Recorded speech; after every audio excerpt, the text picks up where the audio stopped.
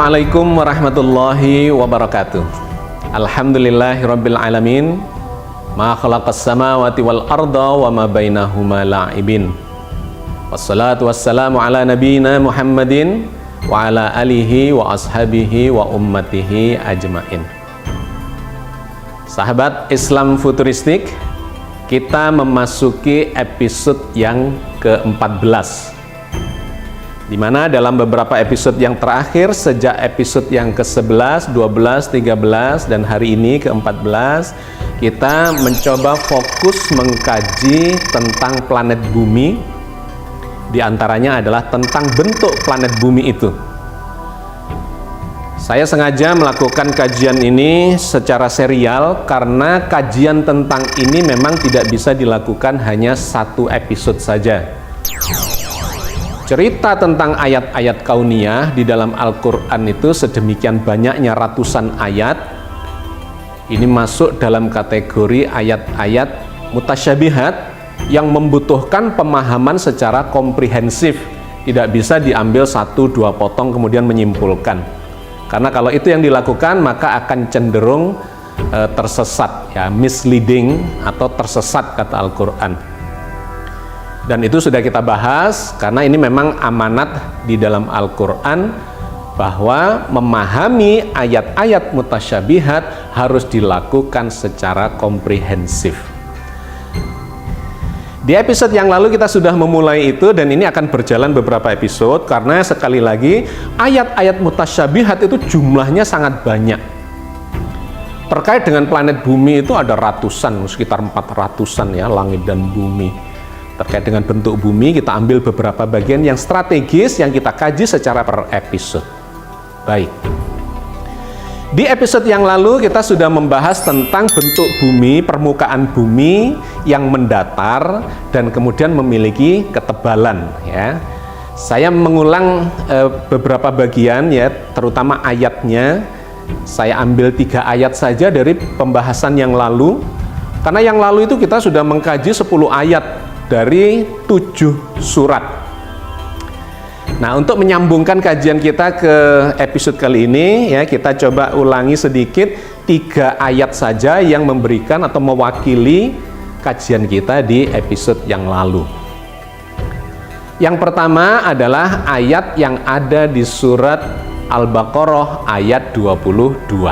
Alladzi ja'ala lakumul arda firasya, yang telah menjadikan bagimu bumi terhampar seperti tikar atau permadani. Sahabat sekalian, di ayat ini Allah menggambarkan dialah Allah yang menjadikan bagimu bumi itu seperti tikar atau seperti permadani.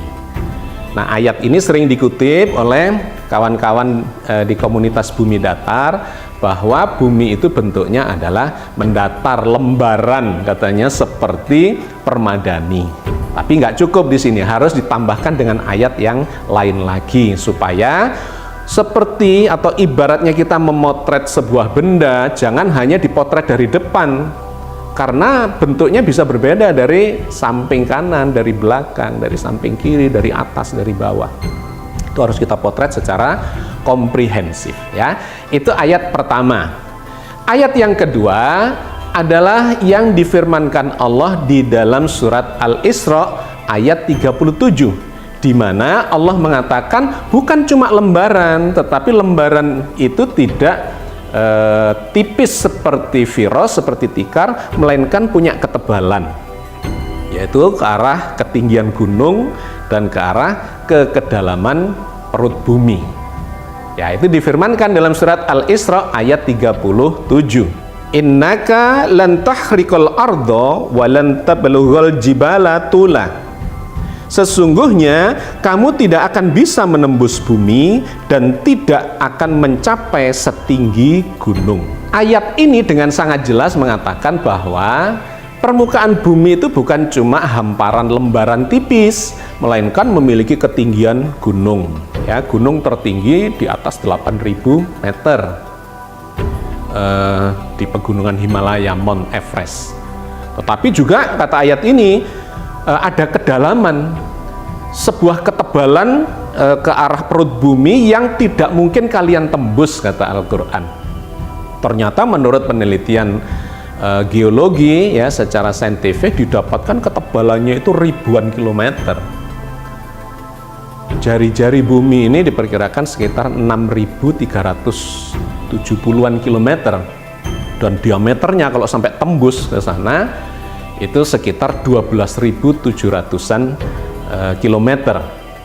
Bagaimana mendapatkan ketebalan itu sudah kita jelaskan di episode yang lalu dengan menggunakan teknik atau peralatan yang disebut sebagai seismograf, yang bisa menganalisa getaran-getaran gempa. Jadi kalau gempa itu terjadi di Amerika misalnya, ternyata seismograf itu bisa menangkap getaran itu di baliknya Amerika, misalnya di Indonesia, dalam waktu yang tertunda, sehingga bisa dihitung ini menempuh jarak berapa ya. Kecepatan gelombang gempa itu berapa, dia membutuhkan waktu apakah 1 jam, apa 2 jam, apa sehari. Itu akan menunjukkan ya waktu dikalikan kecepatan, ketemulah jarak, sehingga bisa menghitung ketebalan bumi itu. Ini yang kedua. Nah, yang ketiga, Allah berfirman di dalam surat At-Talaq ayat 12, di mana ayat ini menceritakan ketebalannya itu ternyata berlapis-lapis ya, terdiri dari beberapa lapis. Allahul ladzi khalaqa sab'a samawati wa minal ardi mithlahun. Allah lah yang menciptakan 7 lapisan langit dan seperti itu pula lapisan bumi. Di ayat ini Allah menceritakan bahwa bumi kita ini berlapis-lapis, seperti Allah menciptakan lapisan-lapisan langit ya. Atmosfer kita itu terdiri dari lapisan-lapisan ya. Kita sudah pernah membahas itu. Nah, wa minal ardi mislahun, kata ayat ini, dan bumi itu juga memiliki lapisan-lapisan yang seperti itu. Nah, maka kita juga sudah membahas ini di episode yang lalu bahwa bumi itu semakin ke dalam ya, menuju kepada intinya itu memiliki beberapa lapisan yang karakternya berbeda-beda. Oke, sahabat sekalian, jadi saya sengaja menyimpulkan itu secara ringkas dari episode yang lalu supaya kita bisa menyambungkan dengan kajian kita di episode kali ini, karena membahas ayat mutasyabihat itu memang harus komprehensif, melibatkan banyak ayat. Nah, berikut ini kita ambil lagi satu ayat ya, dari surat Al-Hijr ayat 19 yang menceritakan tentang permukaan bumi yang selama ini dipersepsi sebagai permukaan yang mendatar itu. Di dalam surat Al-Hijr ayat 19 ini Allah berfirman, wal ardo madatnaha wa alqaina fiha rawasiya wa ambatnaha fiha min kulli syai'im mauzun. Dan kami telah merentangkan lempeng bumi dan menancapkan padanya pasak, dan kami tumbuhkan padanya segala sesuatunya dalam keseimbangan. Sangat menarik, ayat ini bercerita tentang permukaan bumi yang disebut sebagai direntangkan. Wal ardo madatnaha, dan bumi madatnaha kami rentangkan ya. Jadi Allah menggunakan kata madad atau madda ya. Madda itu kalau kita lihat di dalam kamus maknanya adalah membentangkan, merentangkan. Itu pasti memang bersifat permukaan ya, ada permukaannya. Dan bumi kami telah merentangkannya. Nah, ternyata kalau kita lihat ini memang menunjuk kepada lapisan paling atas dari bumi ya, permukaan bumi, di mana lapisan ini di dalam ilmu geologi disebut sebagai kerak bumi, karena di bawahnya itu nanti ada mantel dan seterusnya sampai inti bumi. Nah, yang bisa direntangkan, bisa dibentangkan, bisa dipanjangkan, bahkan dipendekkan ya, mengalami pergerakan dinamika, itu memang adalah lapisan yang paling atas permukaan bumi itu. Ini sampai muncul teori yang disebut sebagai lempeng tektonik ya. Jadi bahwa bumi kita ini sebetulnya terdiri dari banyak lempeng-lempeng di permukaannya. Ada 7 lempeng yang besar dan banyak lempeng-lempeng kecil. Nah, lempeng ini, permukaan bumi ini ternyata dia bergerak, bergoyang-goyang. Kenapa? Karena lempeng yang keras ini ternyata berada menumpu kepada satu bentukan yang lembek di bawahnya. Jadi seperti sebuah lempeng ya, katakanlah di atas lumpur begitu ya, lumpur panas yang seringkali keluar dalam bentuk magma ketika gunung meletus, yaitu adalah salah satu bagian dari di bagian bawah dari kerak bumi itu ya. Jadi dia goyang-goyang di situ dan bergerak. Ada 7 lempeng di permukaan bumi ini, mulai dari lempeng Afrika, kemudian lempeng Amerika Utara dan Siberia, kemudian lempeng Amerika Selatan, ada lagi lempeng Eurasia, ada lempeng Australia, ada lempeng Samudra Pasifik, dan yang di selatan ada lempeng benua Antartika. Jadi ada 7 lempeng besar yang itu bergerak-gerak, bergoyang-goyang. Bisa mendekat, bisa menjauh. Nah, kalau dia mendekat kemudian terjadi tabrakan, maka dia akan membentuk pegunungan. Nah, ini yang kemudian diceritakan di ayat ini. Wal ardo madatnaha, ya, Allah membentangkan, merentangkan lempeng bumi itu, dan kemudian perhatikan kalimat berikutnya, wa alqaina fiha rawasiya, dan Allah menancapkan, melesakkan fiha, ke dalamnya, ke lempeng itu, rawasiya, pasak. Dalam terjemahan rawasiya ini sering dimaknai sebagai gunung, tetapi sebetulnya tidak tepat, tidak persis ya. Karena gunung itu letterlehnya adalah jabal. Jabal itu adalah sebuah gundukan bentuk gunung. Atau Tur, ya, Tur Sina, ya, gunung Sinai. Atau Jabal Musa, Jabal Thur, ya, Jabal Nur, ya, gunung, bukit. Tetapi ini menggunakan kata rawasiya. Rawasiya itu berasal dari kata rosa, yarsu, yang maknanya adalah menancapkan, melesakkan, atau memancangkan, atau kalau di laut itu membuang jangkar, membuang sauh. Artinya pokoknya dia mencari tambatan, ya, menjadi tambatan, menjadi pancangan. Nah, ayat ini menarik. Allah merentangkan permukaan bumi dan menancapkan padanya rawasiya, pasak. Ini ternyata menunjuk kepada, kalau kita lihat dalam fakta atau data-data geologis, lempeng-lempeng bumi tadi, ya, itu dikembangkan atau digerakkan, berdinamika, kemudian terjadi tabrakan, dan terjadi salah satu lempengnya itu masuk melesak ke dalam. Jadi seperti pasak yang sedang ditanam ke dalam tanah. Untuk apa? Supaya ini tidak bergoyang-goyang ini.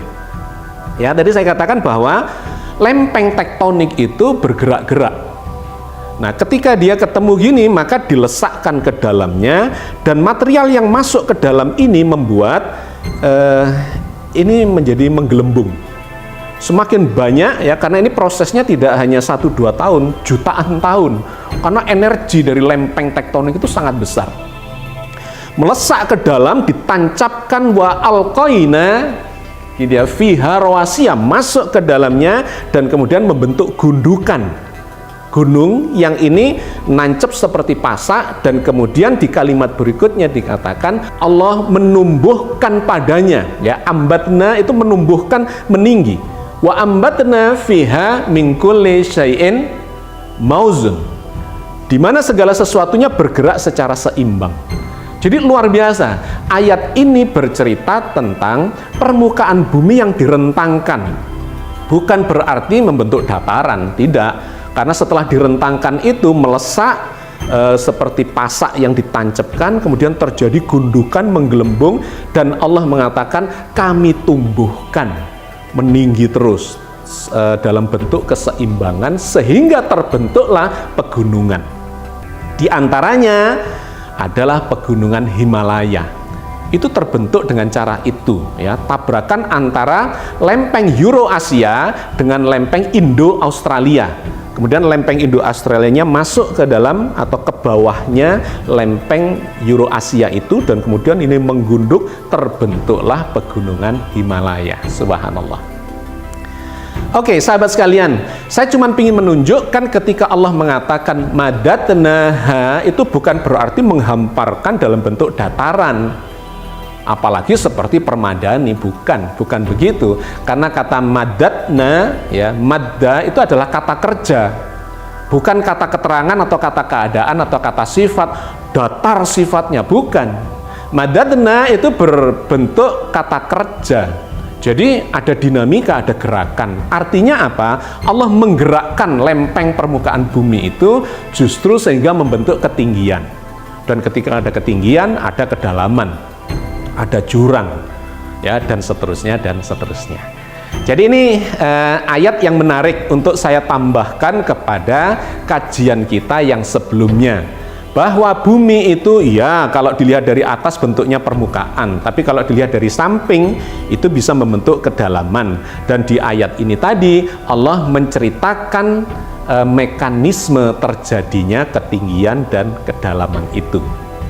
Sekaligus ini menegaskan bahwa bumi itu memiliki lapisan-lapisan yang berbeda. Bagian atasnya itu keras yang disebut sebagai kerak bumi, dan di bawahnya ada bagian yang lebih lembek yang disebut sebagai mantel bumi, dan ini terus bergoyang. Nah, terkait dengan pasak dan bumi yang bergoyang-goyang itu, Allah menceritakan tambahan ayatnya, ya, karena ini khas, ini ayat-ayat mutasyabihat itu nambahi terus di ayat yang berbeda, nambahi informasi sampai kita mendapatkan informasi yang komprehensif, ya. Di dalam surat An-Nahl ayat 15, wa alqa fil ardi rawasiya antamida bikum, dan dia menancapkan pasak rawasiya di bumi supaya bumi itu tidak goyang bersamamu. Oke, sahabat sekalian, maka kita melangkah lebih jauh lagi untuk memberikan gambaran tentang bentuk planet bumi kita, apakah mendatar ataukah bulat secara keseluruhannya. Ketika kita berada di permukaan bumi ini dalam jarak dekat, dipastikan Anda tidak akan bisa melihat bentuk bumi ini. Ya, seperti kalau Anda berada di dalam gedung, di dalam rumah, di mana Anda tidak bisa keluar dari rumah itu, maka Anda hanya akan melihat lantainya yang datar. Kalau Anda ingin melihat bentuk rumah ini dengan segala macam sisinya, maka Anda harus keluar dari rumah itu. Keluarlah dari rumah itu, ngambil jarak yang cukup jauh, kemudian berputar, berkeliling, maka Anda akan bisa melihat bentuk rumah itu seperti apa. Nah, sama dengan ketika kita mau melihat bumi ini bentuknya seperti apa, selama Anda masih berada di permukaan bumi ini, ya Anda tidak bisa melihat bentuk bumi ini dari luar. Ada di kalangan komunitas bumi datar yang mencoba membuat roket untuk bisa keluar angkasa, tapi kemudian kecelakaan dan meninggal, ya, sehingga tidak terjadi. Artinya pendapat tentang bumi datar itu memang tidak pernah dilakukan dengan cara melihat bumi itu dalam jarak yang cukup jauh, melainkan dugaan-dugaan saja dengan tetap berada di permukaan bumi. Sedangkan data-data ilmiah yang justru menggunakan satelit, ya, atau wahana-wahana ruang angkasa itu memotret bumi dari luar angkasa, berjarak dari bumi. Tetapi dikarenakan kalangan bumi datar tidak percaya kepada itu, ya sudahlah, anggap itu tidak ada. Mau merujuk kepada Al-Quran, maka kita kaji kalimat-kalimat, ya, dari dalam Al-Quran itu. Seperti apa informasi di dalam Al-Quran? Intinya adalah sama, harus tetap mengambil jarak dari bumi ini. Maka Allah menceritakan tentang bentuk bumi itu memang tidak secara muhkamat, melainkan secara mutasyabihat. Salah satu ayatnya ada di dalam surat Ali Imran ayat 190. Bunyinya, inna fi khalqis samawati wal ardi wahtilafil laili wan nahari la ayatil liulil albab. Sesungguhnya dalam penciptaan langit dan bumi dan pergantian malam dan siang hari terdapat tanda-tanda bagi orang-orang yang berakal. Ayat ini menjelaskan kepada kita ada 3 frase penting di situ. Yang pertama adalah tentang langit dan bumi. Yang kedua adalah pergantian siang dan malam hari. Nah, ternyata ini menjadi tanda-tanda bagi siapa? Yang ini juga penting adalah bagi orang yang menggunakan akalnya. Jadi sahabat sekalian, Allah itu memberikan tanda-tanda. Tanda-tanda itu artinya tidak gamblang. Bukan seperti ayat-ayat muhkamat yang hukum itu gamblang, ya. Muhkamat itu berasal dari kata hukum, ya. Hukum itu hitam putih. Tapi kalau mutasyabihat itu adalah sesuatu yang samar, yang diulang-ulang baru menjadi jelas, ya. Jadi Allah memberikan tanda-tanda pada apa? Pada penciptaan langit dan bumi. Kalau kita mau melihat bumi, maka kita harus ke langit, mengambil jarak. Atau setidak-tidaknya mengambil patokan perbandingan benda-benda langit. Kalau kita tetap berada di bumi sendiri, maka kita tidak akan pernah bisa mendapatkan gambaran tentang bumi itu. Seperti orang yang naik kereta api, ya, kemudian harus melihat keluar jendela. Kalau tidak melihat keluar jendela, dia berada di sini, dia mengira kereta apinya ini tidak bergerak. Tapi begitu dia melihat keluar jendela, maka dia akan melihat pohon-pohon bergerak berlawanan arah. Nah, ada 2 kemungkinan.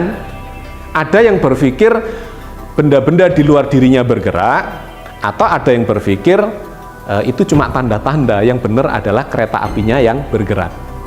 Oke, ya. Jadi poin 1 dari ayat ini adalah untuk memahami bumi kita harus mengambil posisi sampai ke langit. Langit itu adalah ruangan yang di mana saja, pokoknya di luar bumi. Bisa berjarak 1 kilo, 2 kilo, 1000 kilo, miliaran kilometer, maka itu adalah di ruangan langit. Kita akan bisa melihat bumi itu. 1. Yang kedua adalah dengan mengkaitkan pada fenomena yang terjadi di permukaan bumi, yaitu yang disebut sebagai siang dan malam. Allah mengatakan di pergantian malam dan siang itulah terdapat tanda-tandanya. Bagi siapa? Tentu bagi orang yang berakal, yang menggunakan akalnya. Yang nggak menggunakan akal, yang nggak bisa nangkep itu, ya. Wa ma yadzakkaru illa ulul albab, dan tidak bisa mengambil pelajaran dari dalam Al-Quran kecuali orang yang menggunakan akal. Tanda-tanda apa ini yang terkait dengan pergantian malam dan siang ini? Apa sih malam itu dan apa sih siang itu? Siang adalah suasana terang. Loh, dari mana terangnya? Dari sinar matahari, dari benda langit, ya. Jadi kita harus mengambil rujukan ke benda langit. Tidak cukup hanya permukaan bumi terus dilihat kanan kiri, oh mendatar, nggak cukup. Dikaitkan dengan benda langit yang namanya matahari. Siang adalah suatu keadaan yang terang benderang di mana sinar matahari itu menyinari kita semua. Sedangkan malam adalah tertutupnya cahaya matahari itu sehingga menjadi gelap semua. Oke. Sekarang kita lihat siang hari. Siang itu ternyata gradasi, ya, berangsur-angsur, mulai dari fajar, kemudian terbit matahari, kemudian siang yang panas, dan kemudian tenggelam di barat. Nah, ini menarik untuk menggambarkan. Ada 2 hal yang ingin saya sampaikan. Yang pertama, ketika kita melihat permukaan tanah kita, ya, kalau kita berada di dataran yang luas, maka kita akan melihat horizon. Horizon itu adalah batas pandang, ya, cakrawala kita. Kita akan melihat ke depan itu kaki langit, ya. Ada yang menyebut kaki langit yang kemudian dipersepsi oleh kalangan bumi datar sebagai kubah, ya. Ada kaki langit di sana yang jarak pandang kita menjadi batasnya, katakanlah 10 km. Kemudian ke samping 10 km, ke belakang, dan berkeliling 10 km, maka kita akan mendapati tanah kita, bumi, permukaan bumi ini seakan-akan hanya seluas jari-jari 10 km, ya. Ada piringan horizontal yang kita tempati, kita pijak. 1. Tetapi yang kedua yang menarik adalah terkait dengan pergantian malam dan siang hari. Kita melihat matahari itu bergerak, terbit di timur dan tenggelam di barat. Ya, ini dengan gampang Anda bisa melihat sendiri, mengamati sendiri setiap hari. Pergerakan matahari itu ternyata bukan mendatar, tidak mengikuti horizon ya, piringan yang bulat ini tadi, yang melingkar ini. Tetapi yang kita lihat adalah dia mulai dari di bawahnya cakrawala, di bawah horizon, kemudian terbit. Terbitnya kelihatan sedikit dulu, ya, kemudian tambah lama, tambah besar, kemudian bulatan kelihatan. Kemudian kemana dia bergerak? Apakah menyamping? Oh tidak, dia bergeraknya ke atas, tambah tinggi, tambah tinggi, tambah tinggi. Anda bisa mengukur derajatnya itu, mulai dari 0 derajat, ya, 10 derajat, 15, 20, 30, ya, sampai di atas kita 90 derajat, kemudian ke sana sampai 180 derajat. Ternyata lintasan matahari itu adalah vertikal, bukan horizontal. Ya, jadi kalau ada yang berpendapat kemudian bahwa matahari itu bergerak melingkar di atas kita, Anda tidak pernah melihat itu. Yang Anda lihat, kita lihat itu adalah dari horizon naik tinggi ke atas. Dan menariknya, ini kata Al-Quran, silih berganti dengan malam. Terbit di timur, naik ke puncak, ya, titik kulminasi, kemudian turun ke barat, dan tenggelam. Tenggelamnya juga terlihat sebagian-sebagian, dari buletan tambah hilang sebagian sampai hilang sepenuhnya. Kemudian kemana mataharinya? Apakah bergerak keliling horizon tadi? Enggak, ke bawah dia, di balik permukaan bumi yang kita pijak ini, dia ke bawah. Terbit lagi di mana? Ya kembali lagi di timur, tidak akan kemana-mana. Karena memang lintasan matahari itu berbentuk bulat, berbentuk melingkar, ya. Berbentuk melingkar. Kalau di ekuator ini lebih sederhana, ya. Ini kita sederhanakan pemahamannya supaya tidak terlalu rumit. Karena sesungguhnya matahari itu bergerak ke timur, agak ke utara, timur ke tengah, timur ke selatan. Ya, pada bulan-bulan September kayak begini, maka matahari itu akan terbit di ekuator, ya, di timur, tepat di tengah. Tapi nanti Desember itu akan lebih ke selatan, sejauh 23,5 derajat. Kembali lagi nanti bulan April, yaitu ada di tengah lagi di ekuator, kemudian Juni itu akan mentok lagi di 23,5 derajat lintang utara. Tapi ambillah semua itu berada di timur, ya. Timur naik tinggi sampai titik teratas dan kemudian turun ke barat dan tenggelam di sana. Kemudian 12 jam lagi dia terbit lagi, katakanlah jam 6 pagi terbit di timur, jam 12 siang ada di atas, jam 6 sore ada di barat tenggelam, jam 12 malam ada di paling bawah lagi, dan seterusnya. Maka Allah mengatakan itulah tanda-tanda bahwa sebetulnya, ya, lingkaran atau lintasan matahari itu berbentuk bulat. Nah, ini satu, ya. Kaitannya dengan bentuk bumi yang bulat juga. Kenapa? Karena ternyata siang dan malam, atau katakanlah siang sebagai patokannya, itu bergerak seiring urutan waktu. Maka ada yang disebut sebagai wilayah waktu yang berbeda. Oke, di Indonesia saja, ya, itu ada 3 waktu. Ada Indonesia Timur, ada Indonesia Tengah, ada Indonesia Barat, WIT, WITA, dan WIB. Sekarang bayangkanlah matahari terbit jam 6 di Indonesia Timur. Di Indonesia Tengah jam berapa? Terpaut 1 jam, masih jam 5 pagi. Jadi jam 6 terbit kelihatan di Indonesia Timur, tapi di Indonesia Tengah itu belum kelihatan. Baru kelihatan kalau mataharinya sudah naik 1 jam kemudian, ya, di sana sudah jam 7. Tetapi di Indonesia Tengah itu kemudian masuk jam 6. Bagi Indonesia Tengah matahari baru terbit. Loh, kenapa tadi kok tidak kelihatan dari sini? Karena buminya tidak datar. Buminya itu melengkung. Ya, sehingga jam 6 di Indonesia Timur, bagi Indonesia Tengah yang masih jam 5 itu mataharinya masih di bawah horizonnya dia, tidak kelihatan, ketutupan oleh lengkungan bumi. Ketika 1 jam kemudian, jam 7 Indonesia Timur, di Indonesia Tengah itu masuk jam 6. Nah, maka kelihatan terbit. Tapi di Indonesia Barat belum kelihatan. Kenapa? Karena di Indonesia Barat masih jam 5. Nah, kenapa tidak kelihatan? Karena ketutup oleh lengkungan bumi. Ya, jadi kalau ini melengkung, maka horizonnya itu begini. Mataharinya masih di sini. Kelihatan oleh yang di Indonesia Tengah. Jam 6 Indonesia Tengah, tapi di Indonesia Barat masih jam 5. 1 jam kemudian baru naik lagi. Jadi sama sekali tidak melingkar, mendatar, salah besar. Anda tidak pernah kok melihat matahari itu bergerak mendatar seperti di horizon, kecuali Anda berada di kutub utara, kutub selatan. Ya, ini harus dijelaskan di sesi yang berbeda, karena bisa nggak nyambung nanti kalau langsung ke sana. Jadi intinya adalah matahari itu bergerak vertikal dan kemudian urutan waktunya itu terjadi dari timur ke barat, Indonesia Timur, Tengah, Barat. Kalau diteruskan lagi di baratnya Indonesia Barat.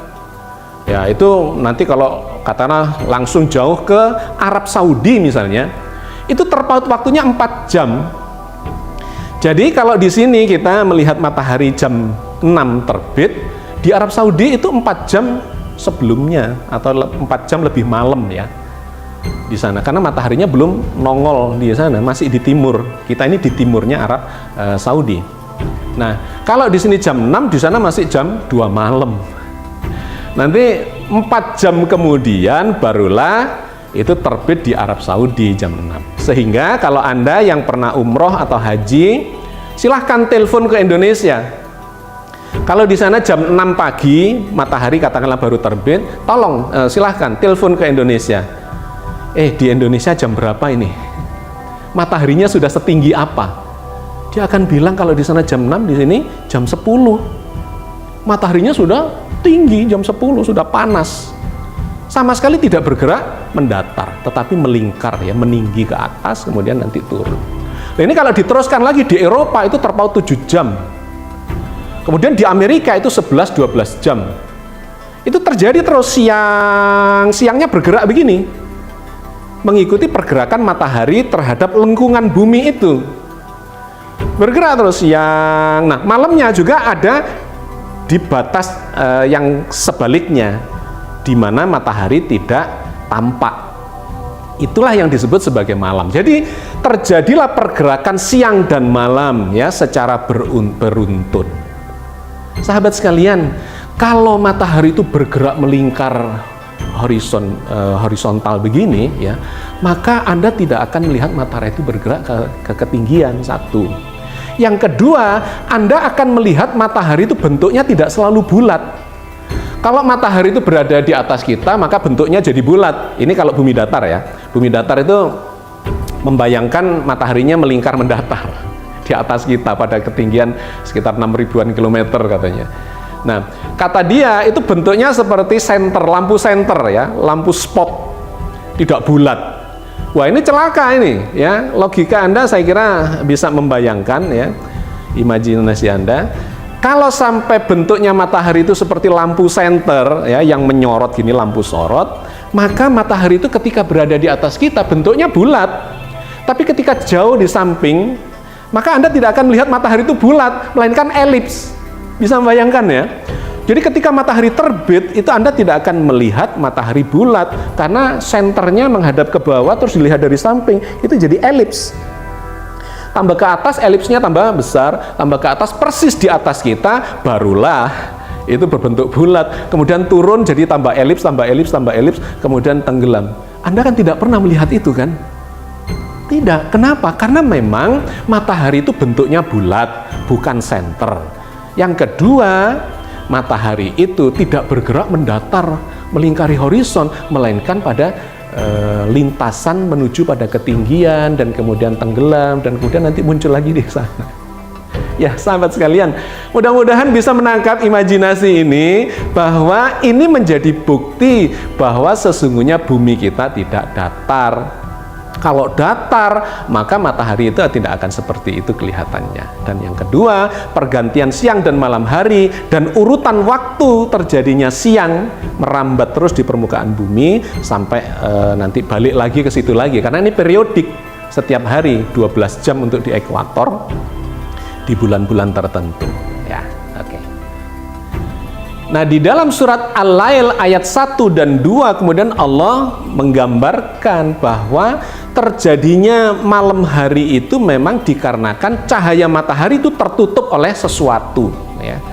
Bukan seperti digambarkan oleh bumi datar hanya karena menjauh. Kalau menjauh sejauh apapun, jangankan cuma ribuan kilometer, bintang saja jaraknya miliaran kilometer, triliunan kilometer itu masih terlihat.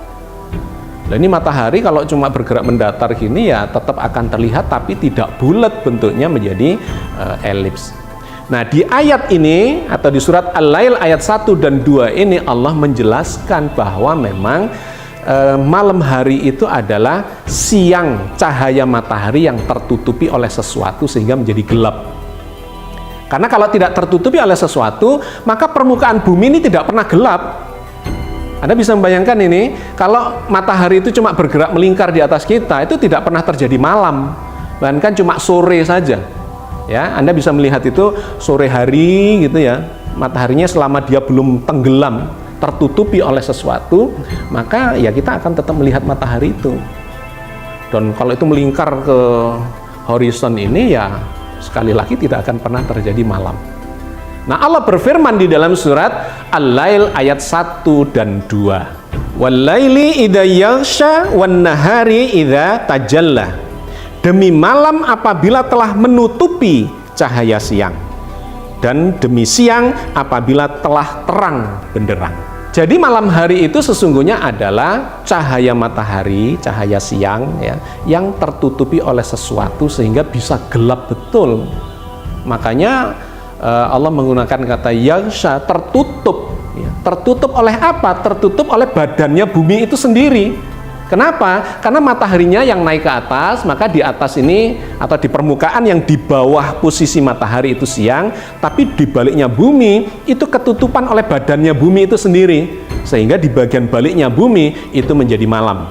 Nah, kemudian siangnya bergeser terus, malamnya ikut bergeser terus, ya, karena matahari bergerak melingkar, maka dia melingkar terus.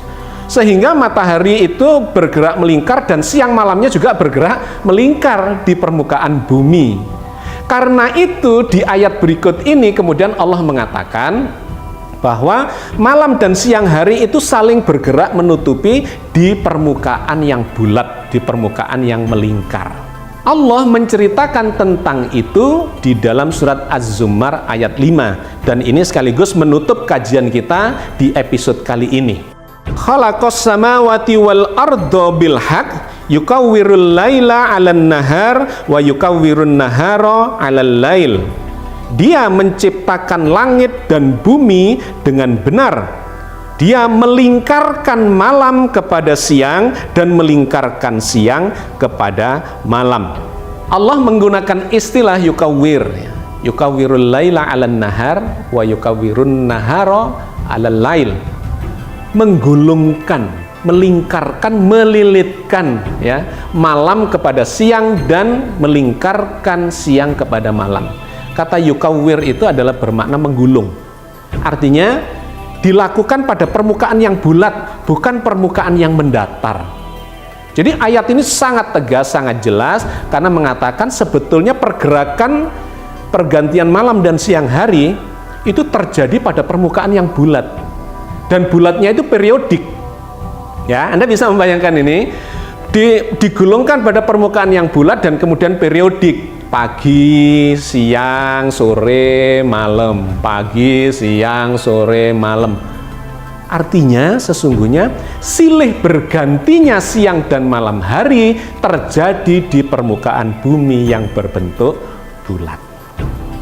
Inilah yang saya gambarkan tadi di pertama, yaitu di ayat surat Ali Imran ayat 190, bahwa Allah mengatakan ada tanda-tanda inna fi khalqis samawati wal ardi wa ihtilafil laili wan nahari la ayatil liulil albab. sesungguhnya dalam penciptaan langit dan bumi dan pergantian siang dan malam hari terdapat tanda-tanda. Bagi siapa? Bagi orang-orang yang menggunakan akalnya. Assalamualaikum warahmatullahi wabarakatuh.